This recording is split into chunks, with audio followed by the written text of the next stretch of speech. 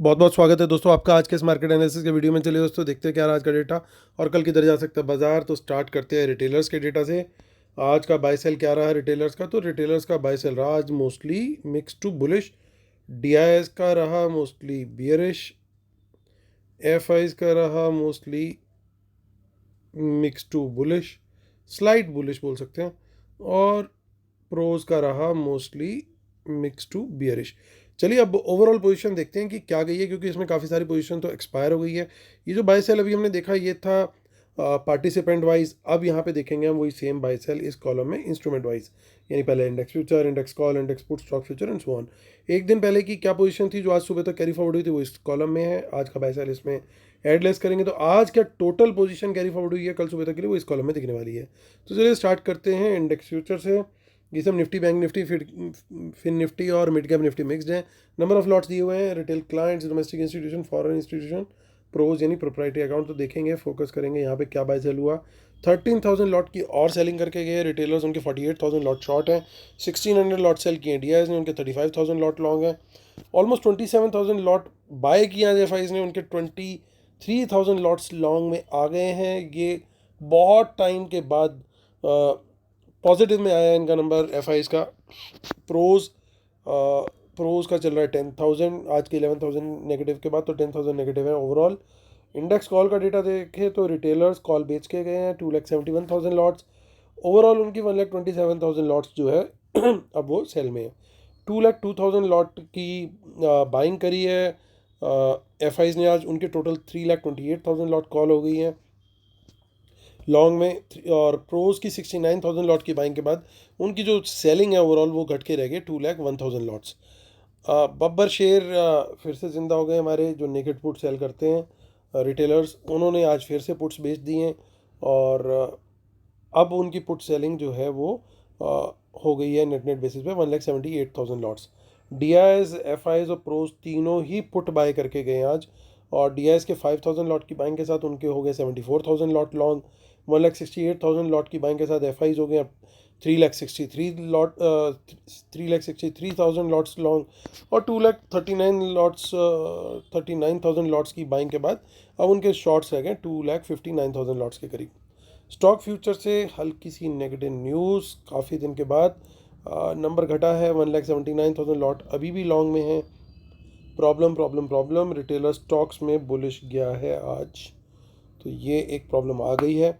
और smart money ठीक इसका अपोजिट करके गई है।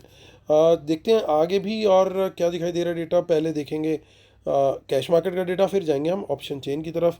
तो कैश में देख सकते हो आप 1372 1372 करोड़ का बाय आया डीआईएस का, और 80 करोड़ के करीब का सेल है एफआईएस का, यानी ज़्यादा सेलिंग नहीं है। लगभग इंस्टीट्यूशनल नेट बाइंग है 1,300 करोड़ के आसपास की, जिसको इतने ही अमाउंट का लगभग सेल किया आज रिटेलर्स ने। चलते हैं ऑप्शन चेन चेक कर लेते हैं अब निफ्टी की, जिसकी की कल एक्सपायरी भी है। आज दोस्तों सबसे पहले तो जो हमारा व्यू था कि बैंक निफ्टी को कल एक दिन के लिए तलाक दे दो, बहुत ज़्यादा वोलेटिलिटी भी रह सकती है और प्रीमियम ईटिंग भी रहेगी, और बाज़ार बिल्कुल एग्जैक्ट उसी रेंज में फंसा रहा जो हमने मार्क किए थे लेवल्स, कि बहुत ज़्यादा कॉल राइटिंग भी थी और बहुत ज़्यादा पुट राइटिंग भी थी दोनों तरफ। हमने 47,200 का लेवल ऊपर का रेजिस्टेंस का बोला था। बाजार ने पहला टिक उसके ऊपर जरूर मारा, बट उसके बाद से नीचे नीचे नीचे नीचे नीचे थ्रू आउट नीचे ही रहा उसके। और फिर उसके बाद फिर सपोर्ट भी वहाँ पे रही जहाँ पे हम लोगों ने ये मार्क कर रखी थी 700 से 800 के जोन में। उम्मीद करता हूँ दोस्तों आप लोगों ने अवॉइड किया होगा बैंक निफ्टी, जो हमने लिया था कि अगर ट्रेड लेना है तो बेस्ट रहेगा स्टॉक्स में ट्रेड लेना, या फिर थोड़ा सा निफ्टी ठीक रहेगा। That was the view. और निफ्टी ने इनिशियली अच्छा ट्रेड दिया हमारे को लॉन्ग साइड का, उसके बाद निफ्टी भी साइडवेज हो गया था, बट स्टॉक्स ने थ्रू आउट द डे अच्छा मोमेंटम दिखाया। तो उम्मीद करता हूँ जिन लोगों ने स्ट्रेटजी को फॉलो किया था उन लोगों को बेनिफिट मिला होगा। प्लीज़ कमेंट जरूर कीजिएगा, और जिनको बेनिफिट हुआ लाइक भी जरूर कीजिएगा। और जिन्होंने अभी तक सब्सक्राइब नहीं किया और पहली बार देख रहे हैं तो प्लीज़ सब्सक्राइब करते हुए चलिए। 20,937 ओवरऑल क्लोजिंग, बहुत बढ़िया, आज तक की ऑल टाइम हाईएस्ट क्लोजिंग। 21,000 कल आ सकता है क्या? बिल्कुल आने की पूरी उम्मीद है। लेकिन सबसे बड़ी रेजिस्टेंस का जोन भी वही है, यानी अगर हम कहीं से भी कोई भी बाइंग देखते हैं, कहीं से कोई बाउंस देखते हैं, पर्टिकुलरली 20,900 के आसपास से मिलती है, तो बहुत बढ़िया वहाँ पे ट्रेड हमें मिलना चाहिए। और 21,000 तक का उसमें हमारा टारगेट रहना चाहिए। अगर हम 21,000 के ऊपर निकल जाते हैं तो फिर हमारे को 50 पॉइंट और मिल सकते हैं, 21,050 फिर 21,100 कल, क्योंकि निफ्टी की एक्सपायरी भी है। और अभी तक ये जो गेम चलता हुआ आ रहा है, ये गेम रैपअप एक स्टाइल में तभी होगा अगर कल ज़बरदस्ती शॉर्ट कवरिंग देखने को मिल जाए, पर्टिकुलरली निफ्टी के कॉल राइटर्स के द्वारा। तो अगर कहीं थोड़ा सा हमें ओवरऑल वर्ल्ड मार्केट का सेंटीमेंट पॉजिटिव मिल जाता है अगर, तो वो शॉर्ट कवरिंग भी हमें देखने को मिल सकती है और कोई बहुत बड़ी बात नहीं होगी कि कल एक अच्छा मूव हमें निफ्टी में देखने को मिल जाए। हालांकि जितनी कॉल राइटिंग है उसके कंपैरिजन में इमीडिएट जो पुट राइटिंग है वो तो काफ़ी अच्छी है, लेकिन नीचे ज़्यादा इतनी स्ट्रॉन्ग डेप्थ क्रिएट नहीं हुई है आज। आप देखिए ये वाले नंबर सब छोटे छोटे नंबर्स हैं, ज़्यादा बड़े नंबर्स इसमें नहीं है।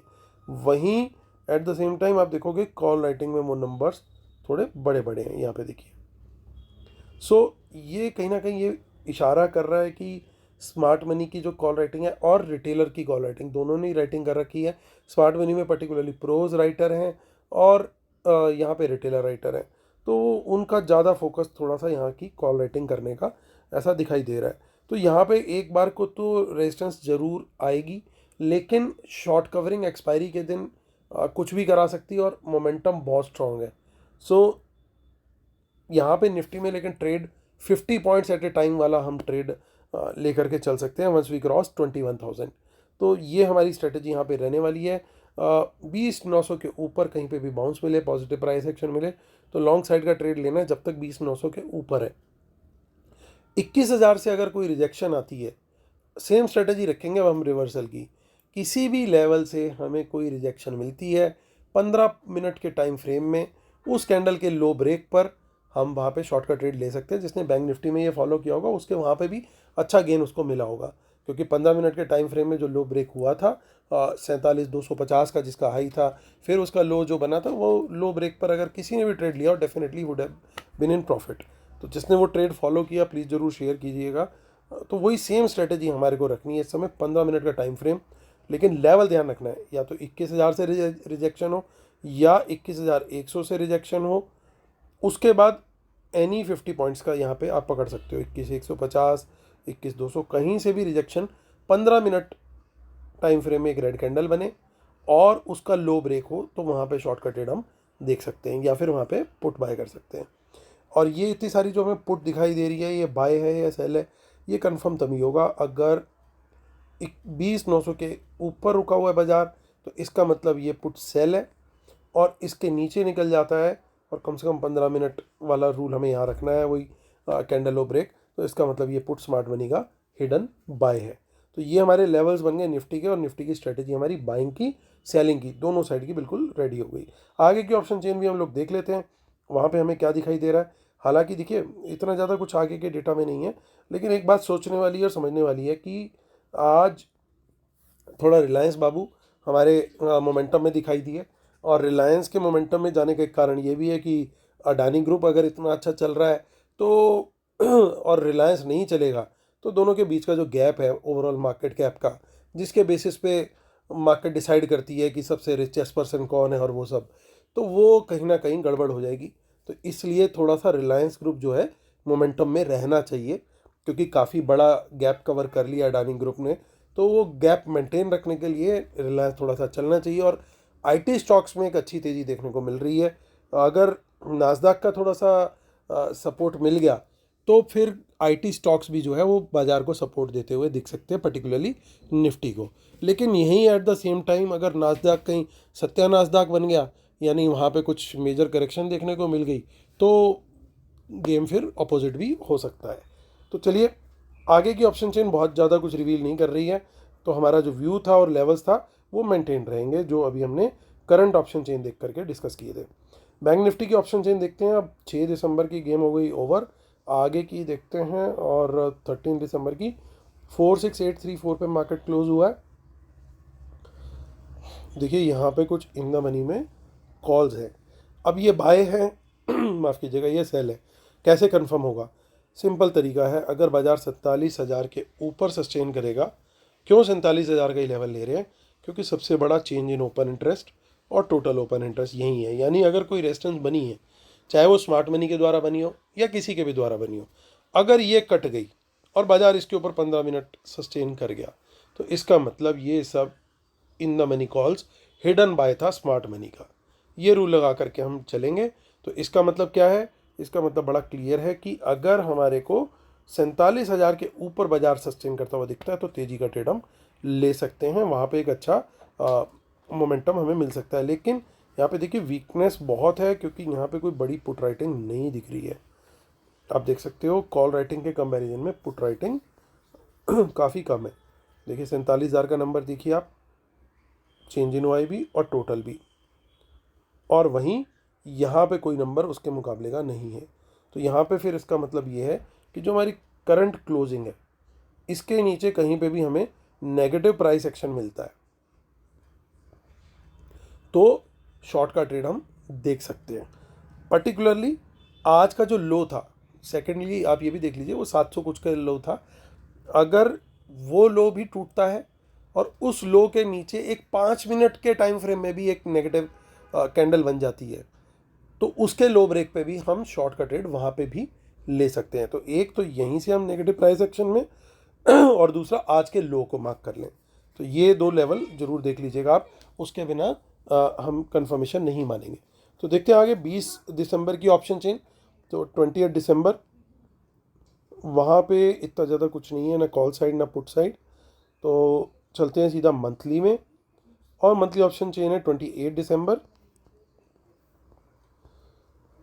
उसमें भी ज़्यादा कुछ हमारे को नहीं दिखाई दे रहा, थोड़ी बहुत इन द मनी पुट्स दोनों जगह पे दिख रही है, और उसको कंफर्मेशन हम तभी मानेंगे जब वो एटलीस्ट 46, एक्चुअली आज का लो के नीचे अगर सस्टेन करता है तो फिर ये जितनी भी इन द मनी पुट्स हैं उसको वहाँ पे हम एक कॉन्फिडेंस के साथ मान सकते हैं कि ये इनकी हिडन पुट बाइंग है।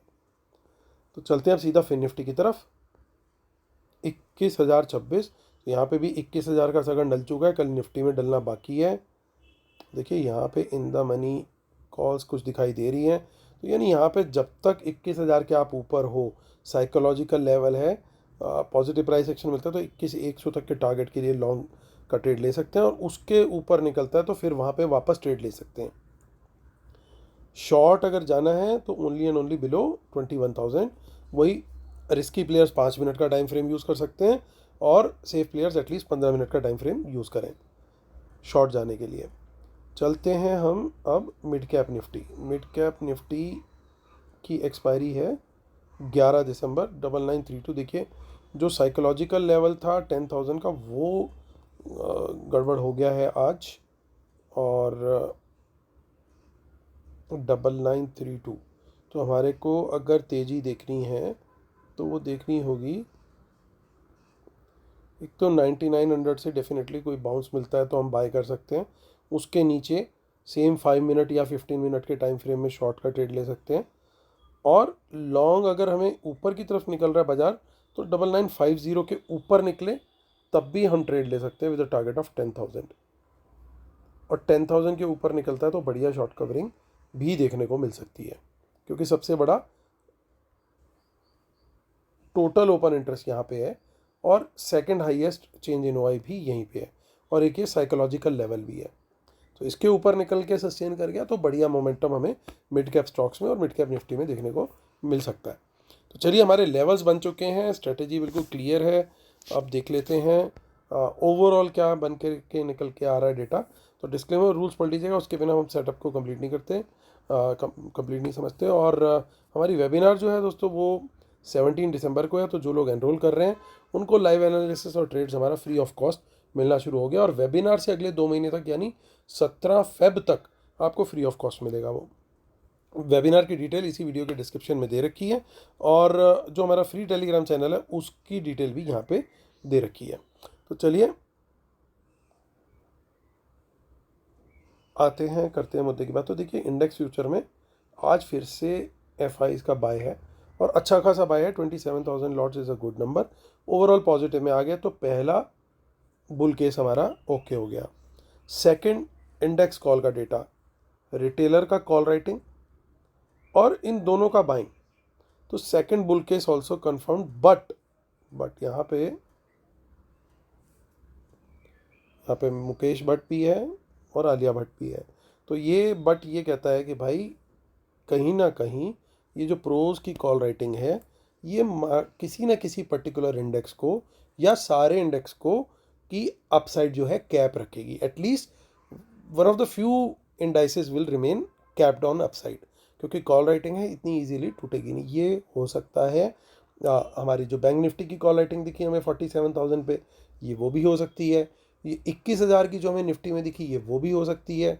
सिमिलरली 10,000 पे जो दिखी हमें मिड कैप निफ्टी की वो भी हो सकती है, और 21,100 पे जो दिखी हमें फिर निफ्टी की वो भी हो सकती है।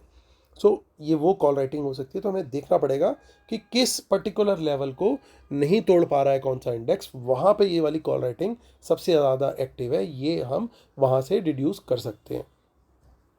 तो ये हो गई एक चीज़। हालांकि आज की एक्सपायरी के चलते ये थोड़ी बहुत बाइंग आई, क्योंकि जो बैंक निफ्टी की कॉल्स थी जो सेल कर रखी थी वो शॉर्ट क्लोज हुए, उसके चलते ये बाय दिख रहा है। तो ये ओवरऑल बेसिस पे ओके है, इसको हम कोई ना पॉजिटिव ले सकते हैं ना नेगेटिव, बट ये नंबर सर्टेनली थोड़ा सा नेगेटिव है। तो यहाँ पे डेटा जो ओवरऑल निकल करके आ रहा है वो कॉल्स का डेटा थोड़ा सा mix to bullish overall basis पे हम रीड करेंगे with upside capped in some indices at least. आते हैं इंडेक्स पुट के पास। तो इंडेक्स पुट में हो गई है गड़बड़। तो देखिए पहला इंडेक्स फ्यूचर में टिक आ गया था, इंडेक्स कॉल में भी एक तरीके से टिक मान सकते हैं, लेकिन गड़बड़ है सारी कहाँ पे, पुट के अंदर।